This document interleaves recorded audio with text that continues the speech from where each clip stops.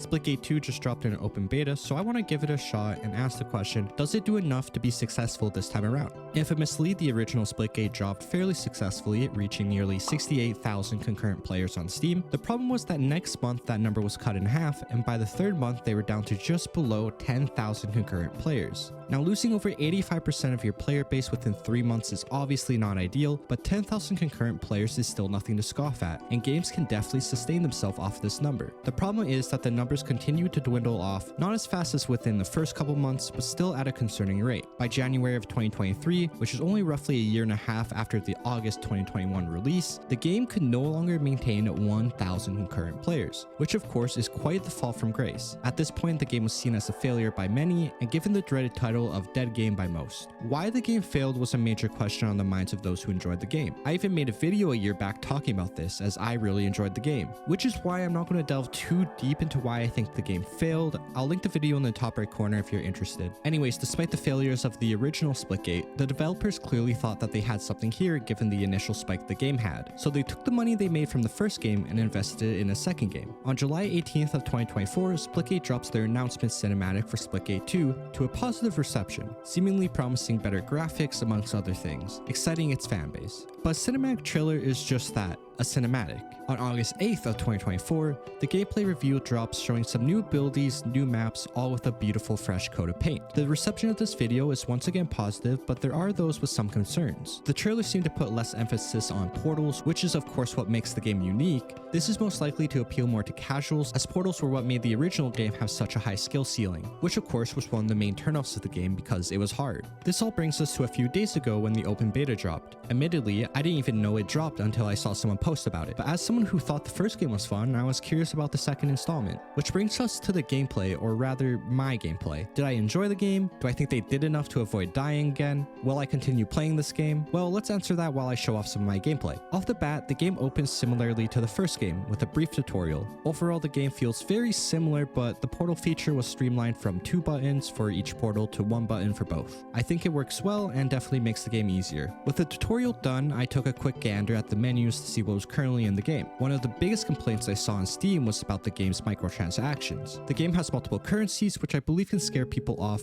which I believe happened with Fragpunk. It uses a similar mechanic to Valorant, where you can buy premium skins and have to use another currency to unlock the premium skins' premium features. That's a lot of premium. Keeping it a buck, I think that this tactic is quite honestly dog shit. If I'm paying for a gun skin, which is already pretty down bad behavior, I should have everything offered with that skin, especially when the skins are around $30. Not to mention that the skins in the game so far are pretty underwhelming. The game also has a bunch of bundles or packs that give skins and premium currency, all while the skins here are also pretty mid. Of course, there's also a battle pass because we're in 2025 and every game has one. In it, you get the standard stuff, skins, banners, titles, charms, upgrade currency, premium currency, and sprays, etc. All of which is just fine. One thing I always look for with these battle passes is whether or not you can earn enough premium currency to buy the next battle pass. And you can't do that in this game, so I will give them some props for that. Whether or not a game survives not only depends on player counts, but of course when free to play,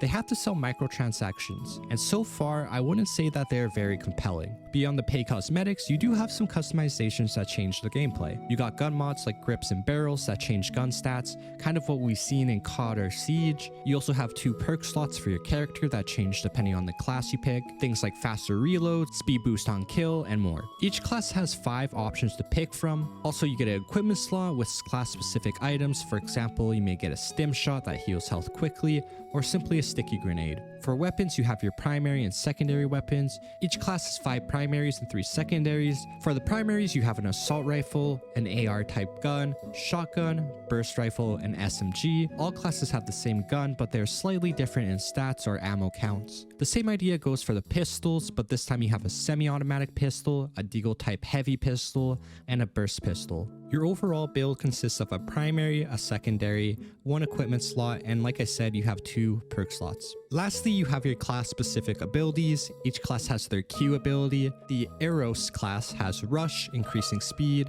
reload, and regen delay. Meridian has hypersight that reveals enemies through walls briefly. And finally, you have Sprask, which has a smart wall, which is just a transparent barrier that you can shoot through that enemies cannot. Each class also has their passive ability, ranging from faster ability cooldown for you and your teammates, or faster health regen. These are not customizable as they are set per class. All of this allows for a decent variety in builds, but not a lot where you can't experience it all in one day. Definitely not like the finals and how many builds you can put together on there. In terms of progression, you got weapon levels, which when leveled up, you unlock set attachments and some cosmetics. Interestingly, while gathering this information, I noticed that at level 24 out of 25 on a primary gun, you do get some premium currency.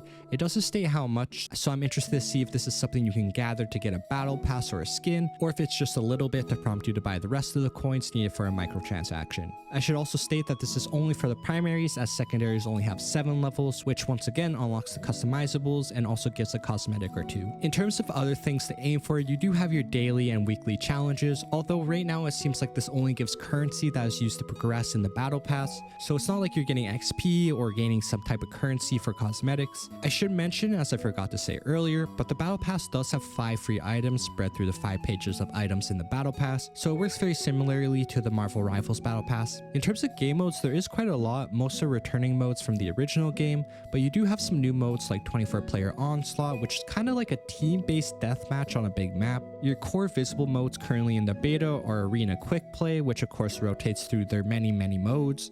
24-player onslaught, as mentioned before. You can also unlock Takedown, Core 24/7, and Team Fiesta, which I find it a bit odd that you have to unlock them considering that they're not ranked. You also have the lab, map browser, and custom games, kinda in a Halo-like fashion. I should also mention that the game does have crossplay as well, but luckily this has become more of an industry standard. I'm not too sure where the ranked is. I'm assuming that it's being saved for the actual release of the game. This is essentially the meat and potatoes of the game. Maybe hearing all of this excites you, maybe you find it a bit underwhelming.